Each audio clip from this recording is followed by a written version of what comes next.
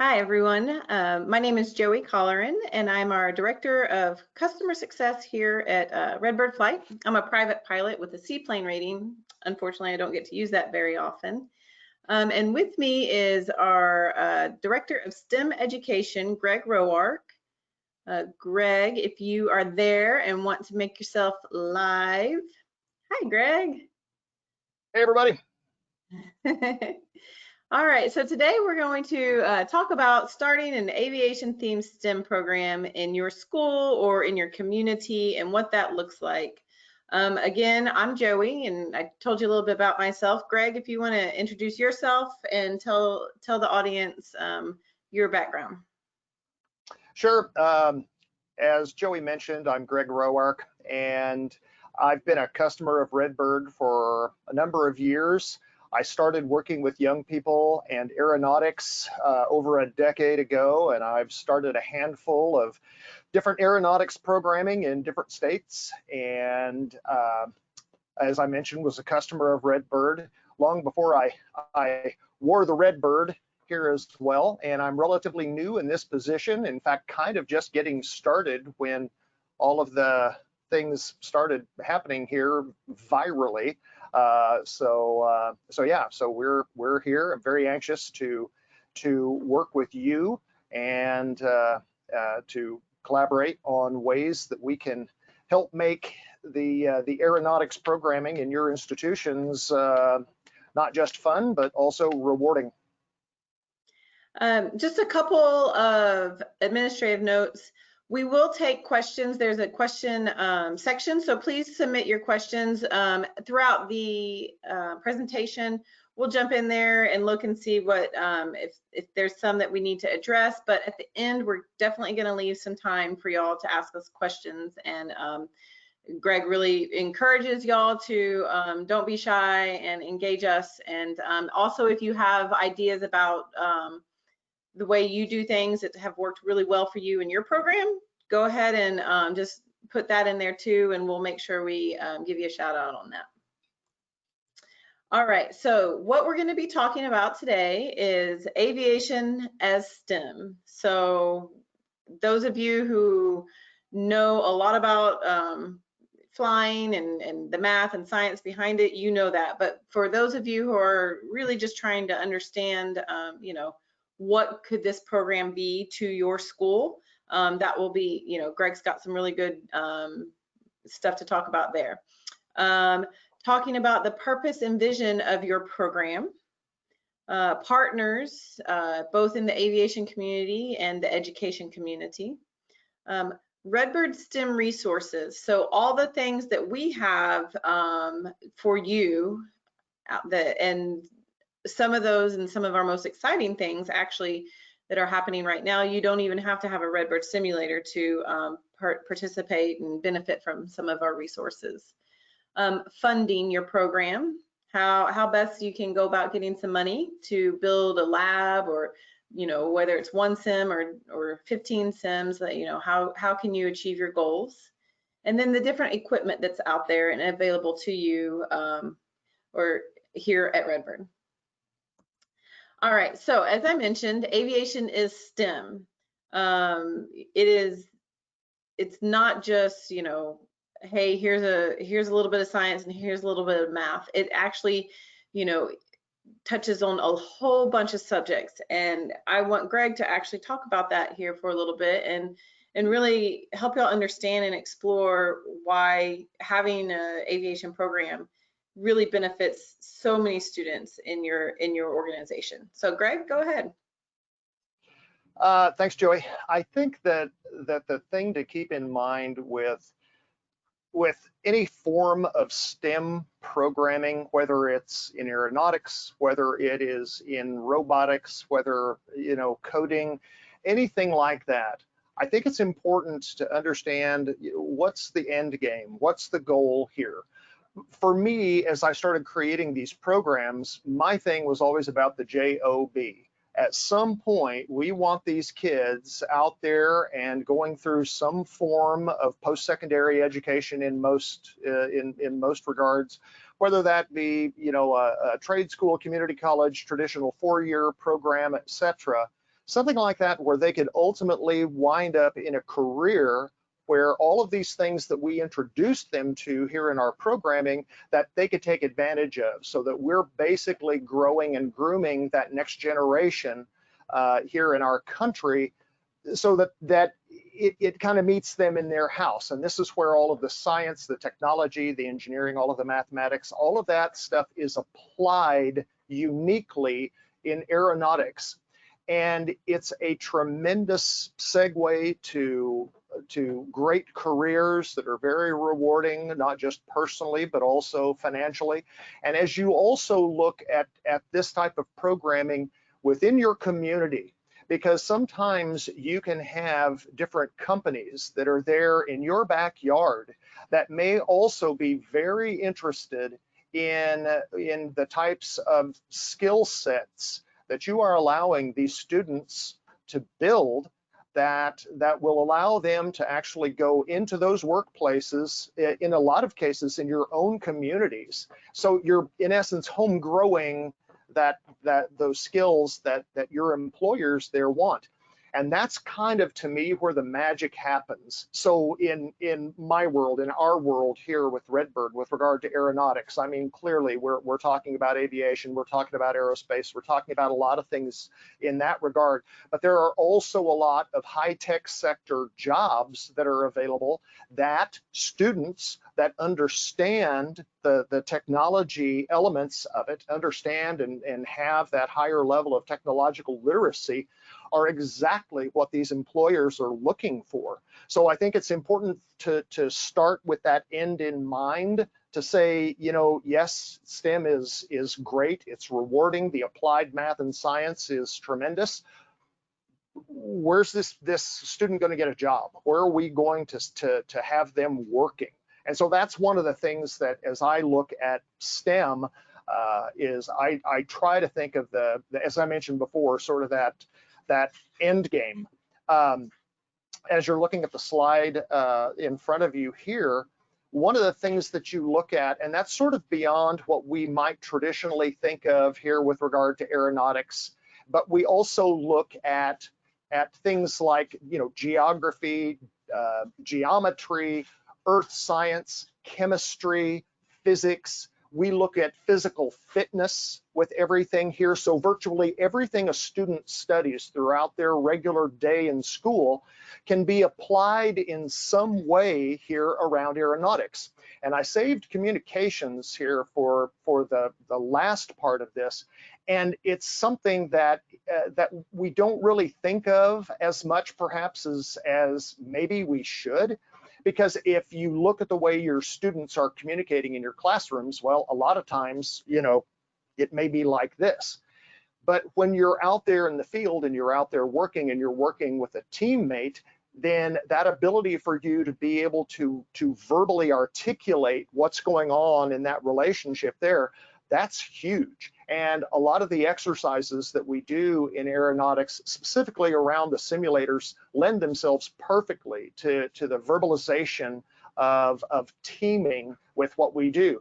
And as just a side note, there's another element to this that I'll probably get on my soapbox about later, and that has to do with the experiential component of education here that we have, that again, you know, I sound like I'm biased, which I am, but it's that thing that, again, through aeronautics, being able to experience these things and the technology that we're now able to bring into the classrooms can do that at a level that 10 years ago wasn't possible, but now we can.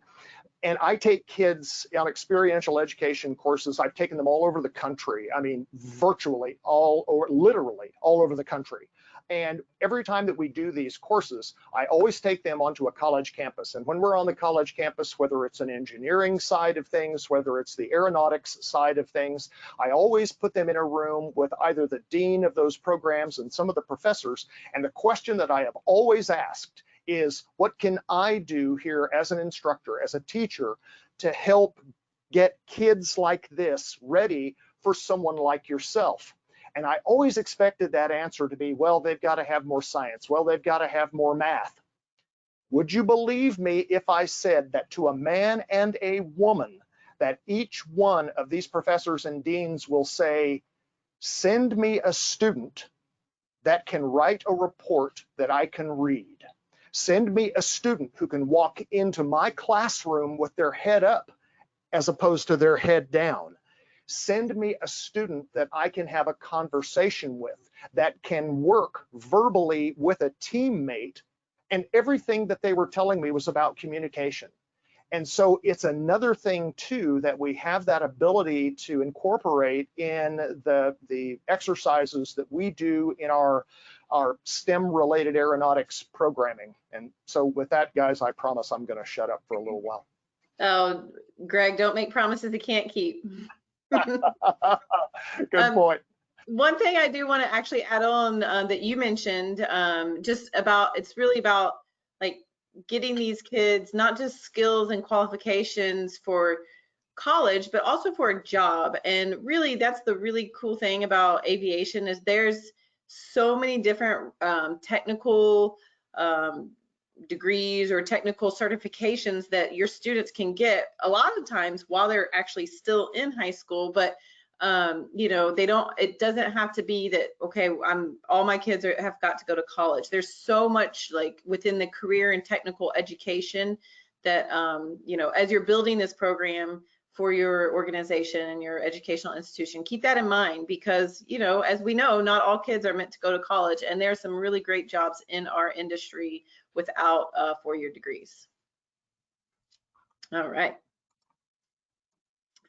All right, so what is your purpose and vision for your program?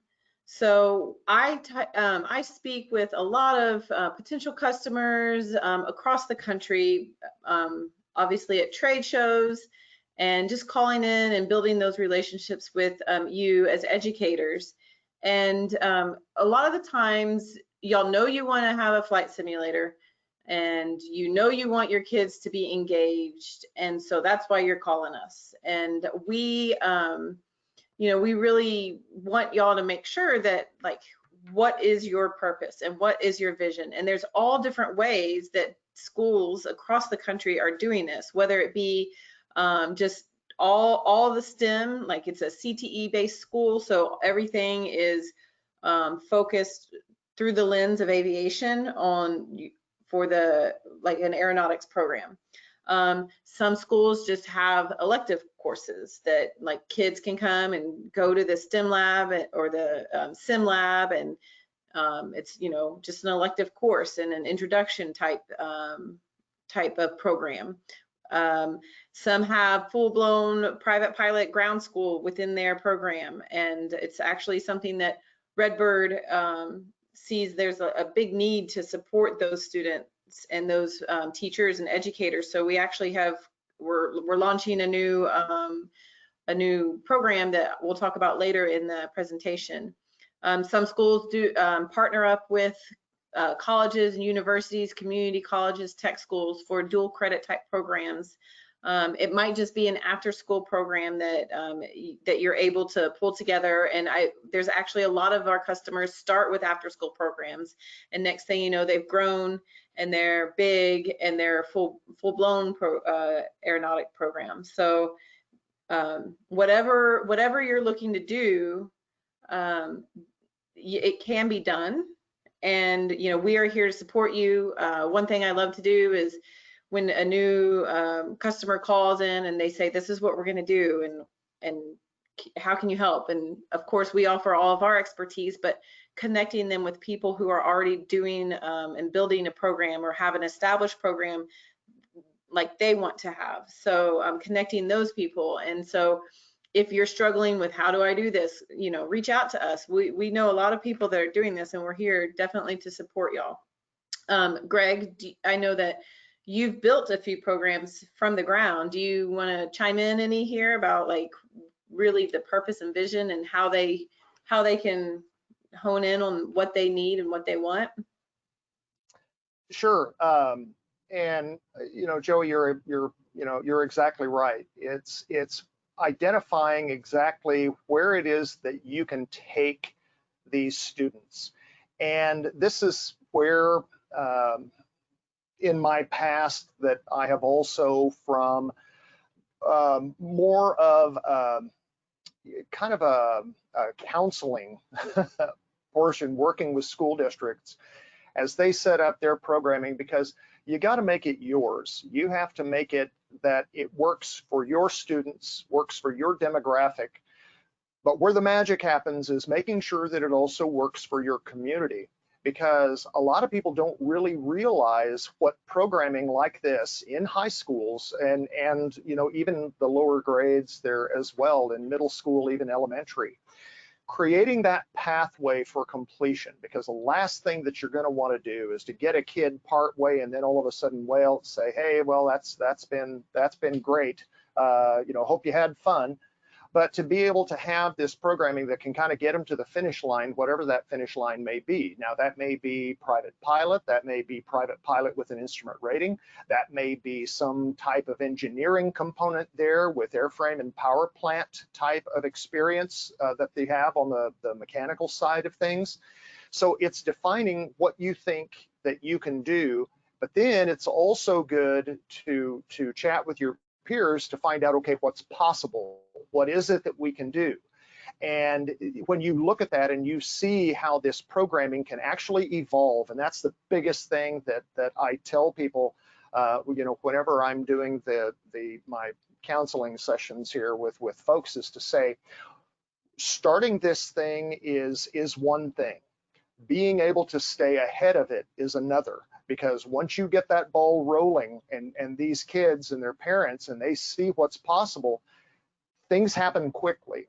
And so you've got to be ready for the what's next piece. And at what next piece, you know, maybe it's flight instruction at your local flight school. Maybe it's you know, another internship or preceptorship with companies. But think also in terms about the community financial impact on this as well. The program that I was running in Colorado before I came to Redbird, we were putting almost $250,000 a year back into the community based on the programming that we were doing there within the school. And so it's a thing that I think if there are administrators that are tuning in here as well, it's being able to let your community leaders know this as well, because it's, you know, it's not just a program at a school. This is something that can be much bigger and I think much more rewarding for the students and the communities as you look at this. So that would be my counsel there. Yeah, thanks, Greg. And actually, we talk about partnerships a little bit later on. Oh, well, no, we don't. We talk about it right now. So perfect segue, Greg.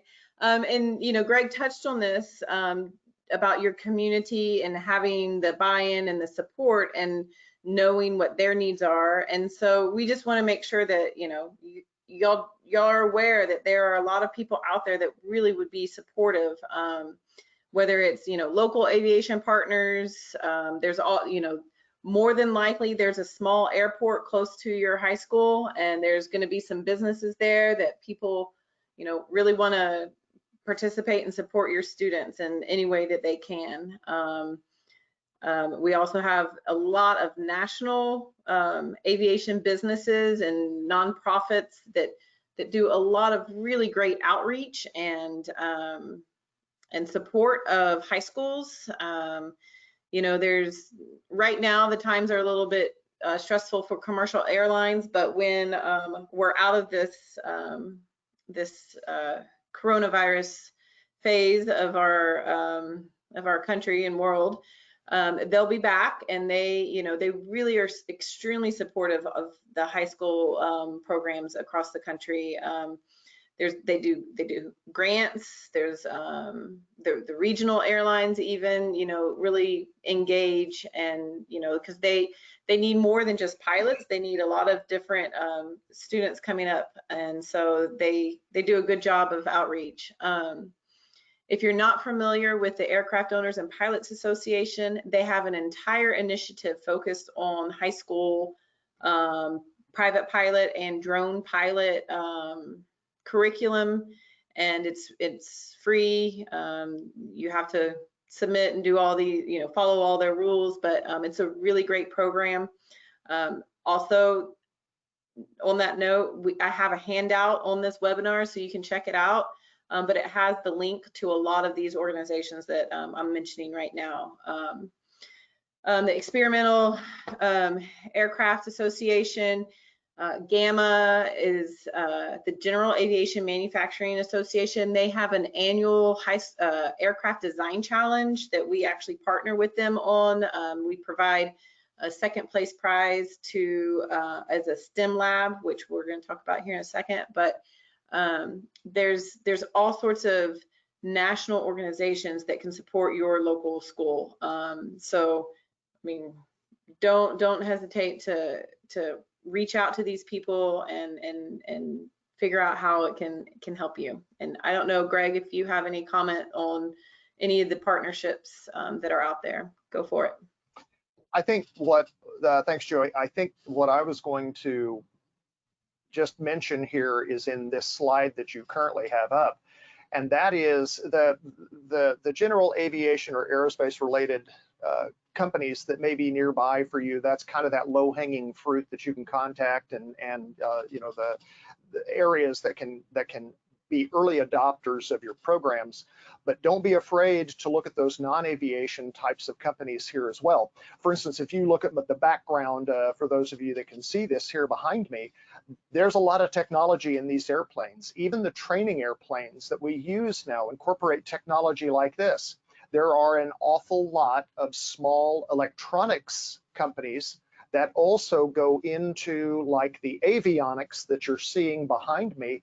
And so there will be opportunities in areas that you might not necessarily think about when you first think about aeronautics or aviation, but this is a chance for you and your group to kind of be creative and to look at that community, because again, the types of skill sets that programming like this fosters in students, these people need, these companies are just really hungry for. So you may find allies in places that you may not have originally thought about. Hey, Greg, what are some of those companies? Why don't we talk about like the Garmins of the world and that, just to give these educators an idea of what's out there. So Garmin is one, Sure. if you want to expand. And so you have Garmin, for instance, behind me, you see what we call a Garmin G1000 glass panel, all of this technology. So when students learn how to fly, the understanding and the beauty of aeronautics is the fact that they have to, first of all, understand not just what these instruments are, they have to understand how they work, but then they also have to be able to interpret what these instruments are telling them in order for them to safely operate this aircraft along our nation's flyways and byways. So with this, the electronics components that go into an aircraft like this, typically we refer to those as avionics. These are going to be companies like the Garmins. Garmin is a big one, but then there are smaller companies there as well that are electronic companies that make avionics components, not just for small general aviation aircraft, but also for business aircraft and the military aircraft there as well. There are military suppliers of companies that are making these products, or at least trying to make these products, that unfortunately had kind of had to offshore some of their manufacturing because they can't find the skill set locally to be able to support their business. Well, people like that would be very keen to know about the type of students that's going through your program and may be able to help them there as well. Other companies, auto parts manufacturers, anything in the electronics sector, coding with things like this. We use product in our aircraft, and I use it every time that I fly, and I know that Joey uses it as well on an iPad, a product called ForFlight. Well, all of this material here that we get, the maps, all of the airport information, in fact, where we are in space is all pictured here on an iPad. Well, that comes from coding.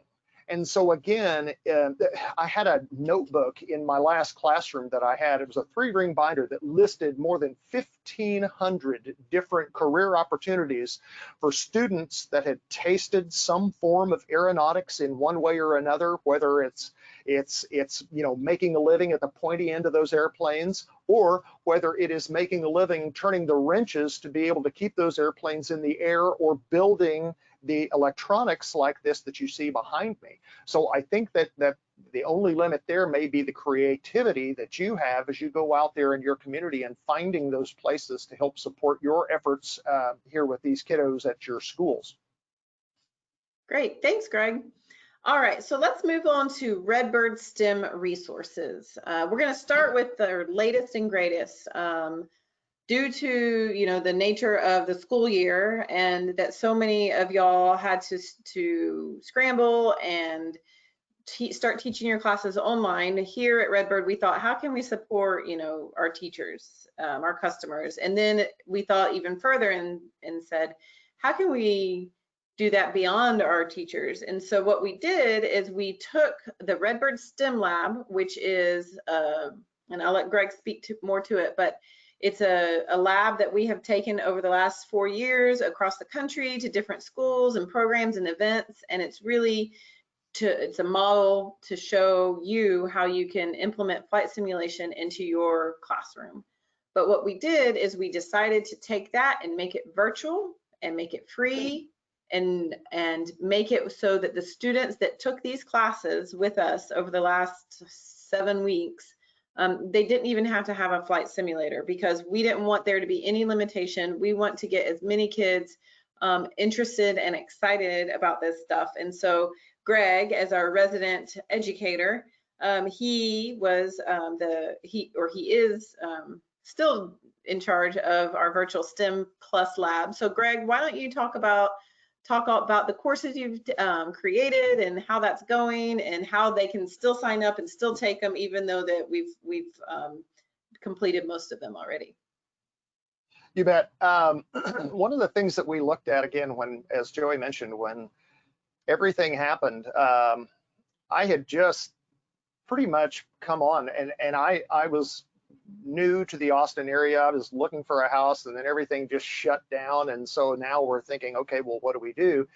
And we looked at this need that we were hearing from educators across the country about now everyone being forced to basically have some form of virtual education to be able to perhaps offer a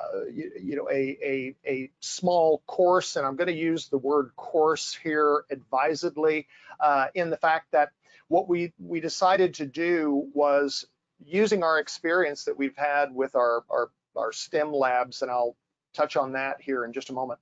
We decided to create some of the virtual classes, things that I've been teaching for a long time, and to be able to have introductory episodes where they're basically 45 to 50-minute classes. And we started with aviation appreciation. We started with just kind of a history of aviation, and we kept the topics pretty broad. We really did not get into a true ground school type of rigor with these courses, because the thinking is that we would, the kids are under enough pressure right now as they go through all of this as well. And it's like, the last thing that we really want to do is add more pressure to already a very, a difficult situation. So we kept things pretty light, kept it introductory, expanded the area from just, let's say, my high school customers here, which would be freshmen through seniors, but opened it up so that the things that we were talking about and presenting could also be consumed by middle school students there as well. So kind of opened up that age range a bit, trying to keep things light, yet to touch on the areas that we do focus on whenever we do ground schools. So that is navigation, it's going to be weather, it's going to be aerodynamics, a lot of the things that we talk about in greater detail in the ground school courses that I teach, but also aeronautical decision making. Because when you think of aeronautical decision making and you think of the soft skills that we're trying to teach kids as well, the critical thinking, with that, aeronautics again is positioned in such a way that it truly demands students make better decisions and understand the matrix for how they can make better decisions, whether it's in an airplane or a car or out in public. And so teaching those things there, giving students that exposure. We decided to do a set number of that, but then people were really watching. People really, they wanted more. So we did more courses that we added on to this as well, more episodes with that. And they were a lot of fun to do. They were hopefully, you know, we heard from kids, we heard from parents. It was really kind of a cool thing. We did quizzes. So with each episode, there's a quiz at the end. All of the FAA knowledge exams also have a multiple guess quiz at the end. And so I always included a 3-question quiz on everything that we did. Now, some of the options were somewhat nonsensical, just given the nature of, you know, just the overview we were wanting to give kids on certain elements of aviation. But we tried to keep it fun, we tried to keep it light, and mostly inviting, where students would have an interest in this. Our STEM lab, I'm sorry, Joy, go ahead. Well, I was just going to say that those are all still available online. So if this is the first time you're hearing about it, and hopefully not, because you got our email about the webinar, so you probably got our emails about the virtual STEM lab. But if it is the case, stem.redbirdflight.com, and there's a link there, and you can get yourself signed up. You can get your students signed up. You can watch them. So just and then one other note, I know Greg mentioned that he really tried to extend it down towards like middle school, but even adults that are not in high school. We have a customer that emailed and said, hey, I've got 6 people that they're needing to understand a little bit about aviation. They don't fly, they're not pilots, but they need to understand, can they watch this? Can they participate? And we said, heck yes. So whoever wants to take these classes, you're welcome to do it. Great to bring that up, Joey, because we had someone from a senior center that was saying, hey, listen, we've got our seniors watching this. And I had never even thought about that, but I thought, my gosh, that's awesome. That's just brilliant, because aeronautics is one of those things that, you know, as you go, it really kind of keeps your mind engaged. My wife, she used to do crossword puzzles just to stay active. I do cross-country planning in my head, and for that same thing. And I thought, gosh, that's brilliant for senior centers to take an interest in this as well. So I thought that was really cool. That is cool. I didn't even know that, Greg. Yeah. Cool. Well, Yeah. all right. Let's move on to some of our software and programs that can help you as an educator with a simulator in the classroom. So we have a couple things that Greg's going to talk about that we're launching and we've had for a couple of years. So the first one, actually, I think we should just talk about our simulated flight school that we're beta testing right now with some customers, and we're hoping to launch it in the fall. Greg, if you want to touch on it some about what it is, and I'll look and see if anyone has any questions while you're talking. Sure. So the gift programming that Joey mentioned, these are there for the private pilot. There are 33 standalone missions that are basically have been pre-programmed so that you can use these here with our Redbird simulators. And what they do is that they will actually guide a student through a particular phase of flight. The actual course sort of follows, if those of you that are familiar with this, the airplane flying handbook. So you know how you have in your ground school, you've got the pilot's handbook of aeronautical knowledge over here on the ground school side of things, but on the flight side of things here is that it sort of follows that syllabus with those 33 various types of flights that students would be doing in a real live airplane. Now, instead of having to you know, go through the expense and everything about finding an airplane to do this, we built these courses so that you could actually do and conduct these flights on the simulators themselves. And there's voice prompts, there are visual prompts, and at the end you actually get a grade for how well you did on whatever particular skill it is that a student is going to fly. So then the simulated flight school component integrates that gift programming in there, that the guided independent flight training. It integrates those lessons within this particular syllabus for a semester course. And so if you've got currently, if you've got a ground school that you may have going over here and the students, or maybe they've already gone through their ground school piece, now here is the complementary flight component here for them to use so that they can actually do the same things that you do in an airplane, but do it in a simulator, get graded on it to actual ACS, Airman Certification Standards. So it prepares these students for the flight piece unlike anything I've ever seen. I mean, I know it sounds self-serving when I say this, and I'm wearing the bird on my chest, but they actually are. The guys and girls that developed this, it really is amazing. And so that's one of the offerings that we're looking at having available this fall out here for your consumption as well. Cool. One thing that I also want to touch on from a classroom management perspective, we also have, we call it TRACON. So if you have multiple simulators in your classroom, you can manipulate them and all of your students that are on those simulators through one device. So whether it be your iPad or your computer, you don't have to be over each student's shoulder.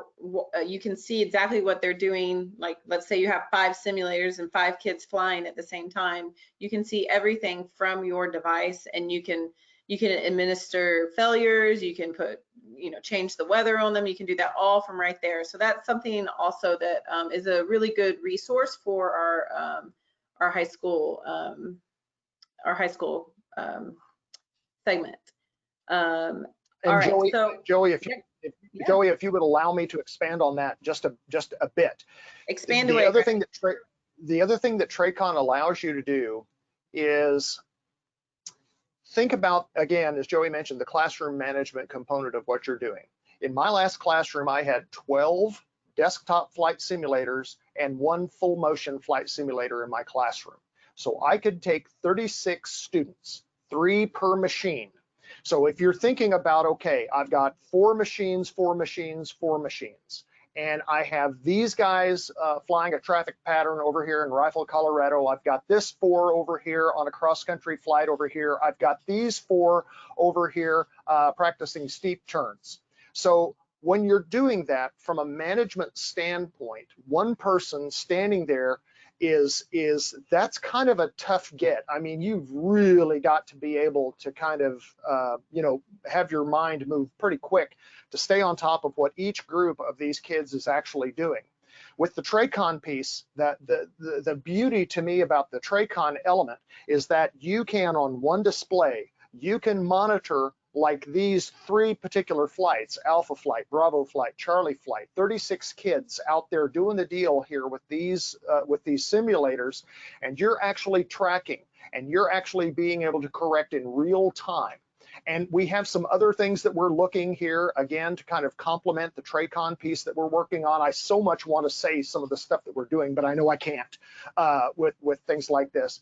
But other things that can also speak to some of the other elements that I talked about here earlier, but also to be able to then be able to create this efficacious learning environment in a way that you couldn't otherwise, but it still gives you that manageability component for your classrooms that, again, there's nothing else like it out there. And I'm very, very excited about that. Awesome. Thanks, Greg. Okay, so moving along, something that comes with the purchase of any Redbird simulator, it doesn't matter, well, minus the alloy products, but our desktop all the way up to our largest sims is free curriculum for you as educators. So when I started here about 4 years ago, they said, all right, Joey, here's this education market and let's go. And the very first thing I heard from y'all was, does this machine have curriculum? And so the first thing my bosses heard from me was, we need curriculum. So about 3 years ago, we developed some free modular courses that are really great. And for those of you who don't have a pilot on staff, they're really great introductory lesson plans. There's there's all sorts of support, there's teacher guidance, and all of that stuff. So for those of you that, you know, don't have that experience, this was our initial, like, you know, this is what you need, this is how you can get your students moving in the direction you need them to go. Since then, we've brought Greg on board, and we're really adding to our products and services for the high school market. And so, you know, you've already heard us talk about some of those offerings, but this free curriculum comes with every single one. So, and I'm happy to share the lesson plans with anybody. So you can email us, and I'm happy to show you that stuff so that you know what's in store when you get one.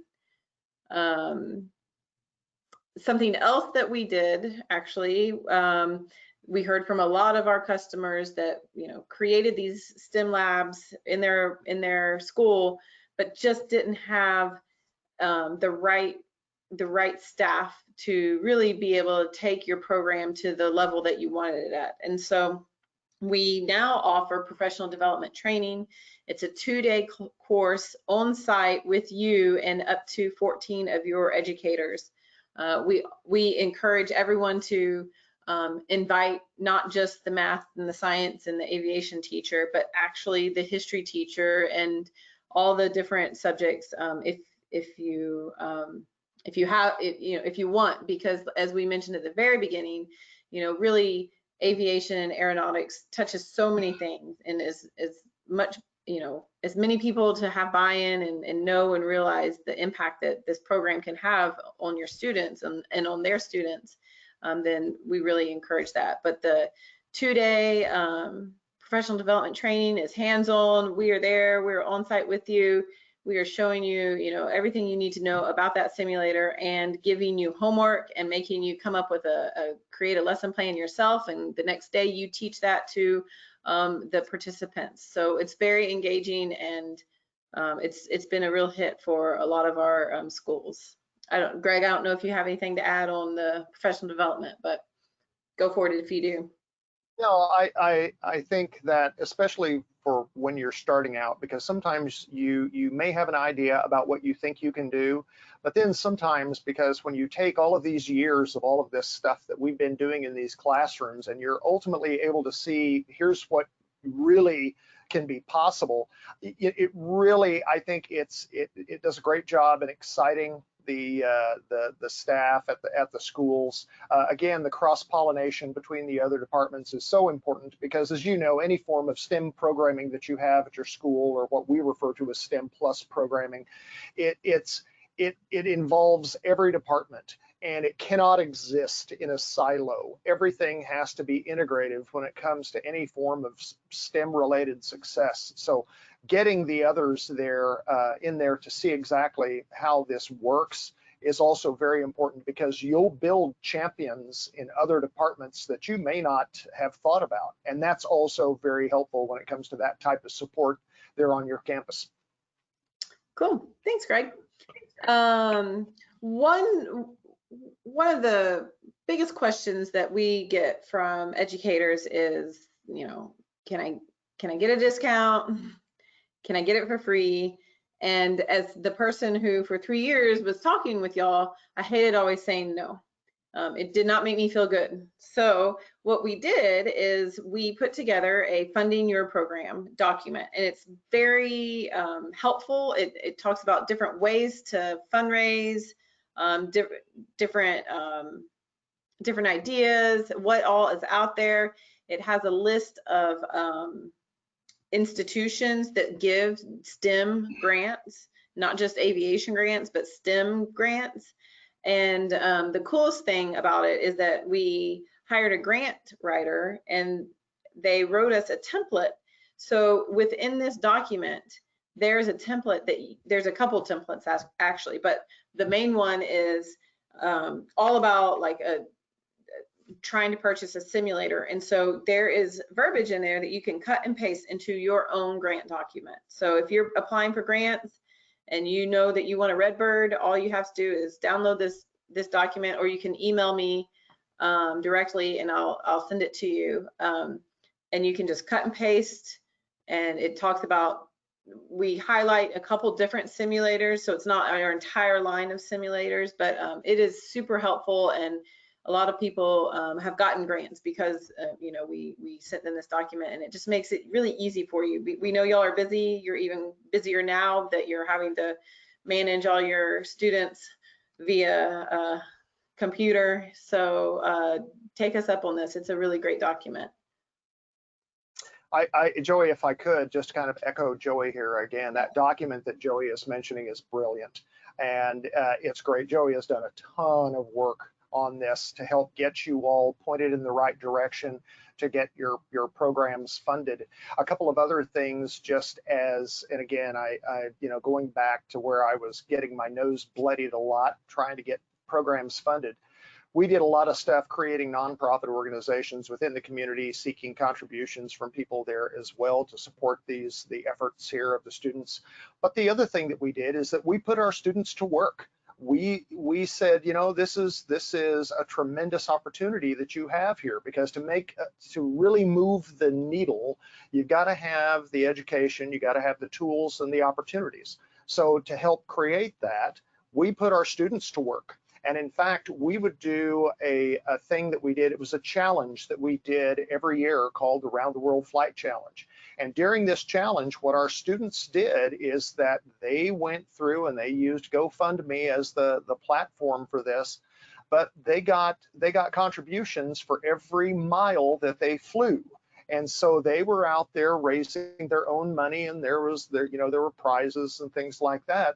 But those dollars then turned back into the program to help us update things. We used money like that to help us update some of our simulators that we had. But understanding that, you know, that for the kids, I should say, the students there, to understand just how special this opportunity is to say, you know, working for this yourself, that's kind of an important thing. And it's a great way to teach them that giving back component is very special. So just something else that I might throw out there as an idea. Yeah, and thanks, Greg. And along that line, if you get this document from us and you have any questions, or you have had a really successful campaign, please share that with us, or reach out to us and let us know, because we would love to hear about that, and maybe, you know, highlight you, or share with, you know, our customer base your successes, because, you know, there's no sense in reinventing the wheel, and we're all here to help each other out, especially right now. So let's talk about equipment, Redbird equipment.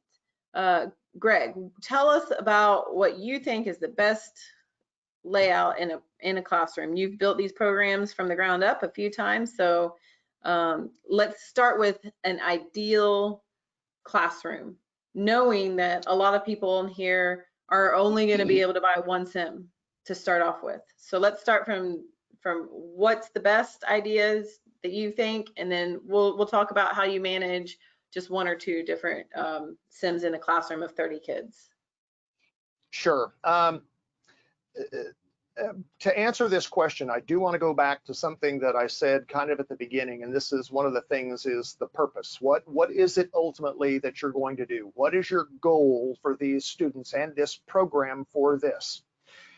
If it is to build pilots on this end, and you want those students to be able to graduate high school as being private pilots, and perhaps private pilots with instrument ratings, even as we did in Colorado, commercial pilots, then you've got to have the tools there to help get them to that finish line. Historically, that's been airplanes sitting out there. Well, with the technology that Redbird has introduced with these sims, I found an ally where I could actually have these systems inside my classroom that not only helped with the flight component of things, but also were integral in all of the educational things that I was doing in the classroom as well. I despise theory. And it's like, gosh, if I have to explain something here and to say, well, this is somewhat theoretical, it's like I'm just mailing it in. I'm not working hard enough. So with these tools, we can actually teach a concept, then fly the concept, because with that conceptual application comes relevance. And once a student, as you know, understands the relevance of a certain thing, they are logarithmically more likely to actually use that information. So when you're looking at this programming and you're thinking, okay, you want to build pilots, but you still want the educational component, and you're thinking beyond necessarily high school, you're thinking freshmen through seniors, sure, that's part of it. But if you're on a campus that has, multi-level grades where you have a middle school and even an elementary school there as well, is to have this systems where they're accessible to different age groups here, depending upon, again, what your goals are. And to do that, what my perfect classroom would be a commensurate number of the desktop flight simulators. The J velocity flight simulators is where I would start, because those, from an educational standpoint, they're great. The J velocities have been built now to withstand the use that kids put on these things, because as I said before, when you start this, you think that starting it is the hard part. The hard part is staying ahead of it, because as I found out, I went out and I got the money for 4 of these initial units. And within 2 weeks, I needed 4 more. We had kids that were ripping the door off the hinges to get into the aeronautics classroom there, what we call the aerodrome, to fly. And then, I felt kind of like the candy man, because then with that, once they saw how much fun and engaging it is to actually use these from, what they interpreted as sort of an entertainment style of unit, then I showed them the actual math and sciences to become a pilot with this. Now it was game on. So in my classroom, as I mentioned before, I had 12. And with that, you can host up to 36 students. 3 students per machine is about the magic number. That 4th student, when we tried to kind of add more students to it because of just the limited resources that we had, it was so apparent that just wasn't going to work, because we were losing kids on the periphery as we were doing these educational assignments on these machines. 3 is about the max on the desktop units with those. Then you have the full motion sim.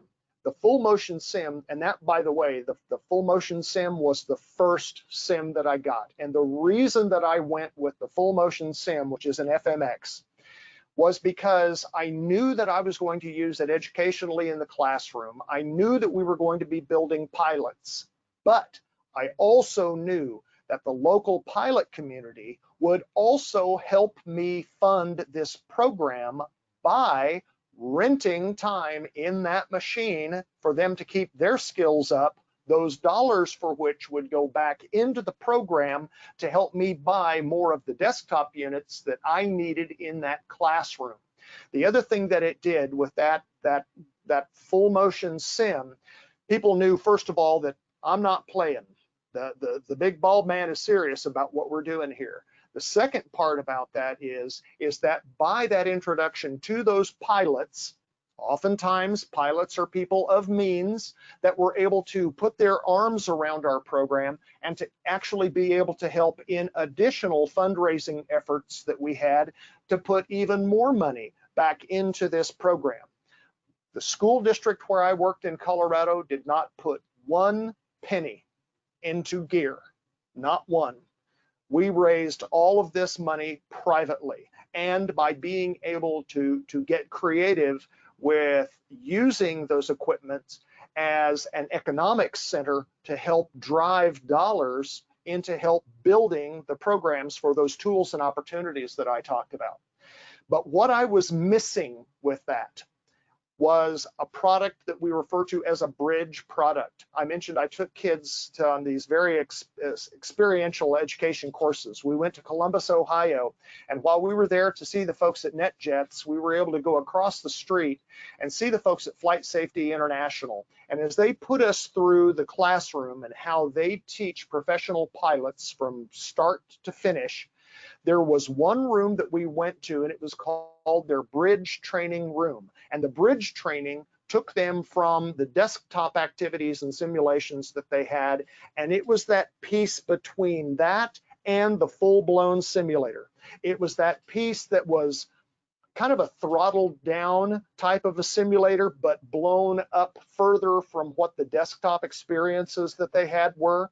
And so the product that Redbird has, called the TDs and the TD2s, that is that perfect bridge trainer between the desktop units and the full motion, or even the floor, the static, the larger sims that we have there.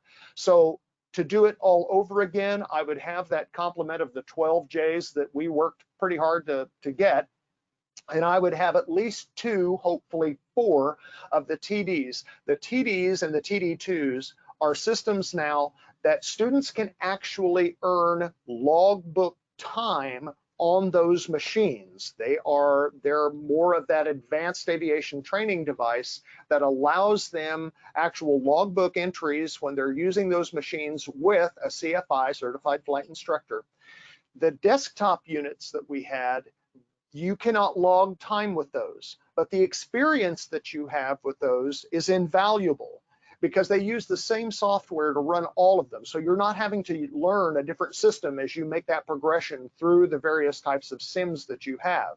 But that bridge piece would make then going into the larger simulators that we have, the LDs, the SDs, the FMXs, and yes, I teach aeronautics, and so I use acronyms all over the place. But with those, that bridge training piece with the TDs, I think would be critical as well, because it's that next step beyond desktop. It's a great segue into the big sims that you have. Kids can also log time. Adults in your community can log time on those, for which you can command a certain payment, whatever that rate may be, and however you set those up. So that's kind of the way I look at that structure. Another thing on those is getting large screen televisions. You have the ability to pump out the actual signal coming out of the sims onto televisions so that people in the room can actually see what's going on, and more importantly, you can see in the room what's going on. So with those big screens and Tracons from a classroom management standpoint, you know, now you've got something where one person can actually manage a classroom of flyers in that room that are running the exercises that you want them to run the way that you're wanting to run them. So that's, Joey, that's kind of the way I look at those. Yeah. I understand that sometimes when people start out, you know, it may be just that one simulator that you're able to get. And I'm going to go ahead and chime in, and also because we're running, I don't want to keep people longer than needed, but I will say that a lot of the times the question that we get when an educator is limited in funds, like should they get the J Velocity or should they get the TD? And to clarify real fast, the TD is a basic aviation training device. I'm sorry, basic, I'm sorry, I said it. No, it's okay, it's no problem. And it's and I always ask the question to the person I'm speaking to the educator, what is your goal? What is your purpose? Because that is going to be how I determine how I answer that question for you. But they're both great. I mean, all of our stuff is great for in the classroom, the TDs, the velocities. If you can, you know, fundraise and get yourself one of the larger sims, that's awesome. And we, you know, they all integrate. They're all this. They are running the same software interface. So if a student is flying a big sim at a different school and comes to your program, and they're gonna know. So it's really, we try and keep everything really simple for y'all. And you know, whatever your budget allows, really, you know, we can help you figure that out. And also how you, if you can only afford one, how we manage, how you manage your students. Like, what does that classroom time look like on a sim? But with that, I think that we are probably, oh, one more slide. This is the one I mentioned. It's also a handout, but if you didn't get the handout from the webinar, just email us and we'll send this along to you. But this is the list of all the organizations out there that are doing, that offer some sort of scholarship or free education materials and whatnot. But yeah, and Greg, go ahead, and if you wrap up any last thoughts. We haven't, we've had a few questions come in, but they were just very specific, so I went ahead and answered them. There's not anything, you know, if anybody does have a question, let's go for it. But otherwise, if you want to just conclude, and we can wrap up the webinar. As people are looking at perhaps asking a question, whatever it you know it may be, just know that, as I mentioned, I just getting started in this role. I'm curious to hear from you. I want to know that from your perspective, as you're looking at programming like this on your campus, is what we can do for you. What can we do to help support your efforts? What are some of the things that, if you've had some experience in this area for a while, some thoughts that you may have about other things that can help you get these students there to the finish line? I would love to hear from you. This slide has my email there at the bottom there as well. I'd love to chat with you and hear more about what you're doing and ways that we can help each other. I mean, we're all in this boat here to help this next generation of our students, and you know, and I just want to say thank you for taking the interest in doing what you're doing for these kids. And I know how difficult it can be, but I also know how rewarding it can be as well. So again, thank you. Thank you, Greg. Thank you all for joining us, and reach out if you have any other questions. Have a great day.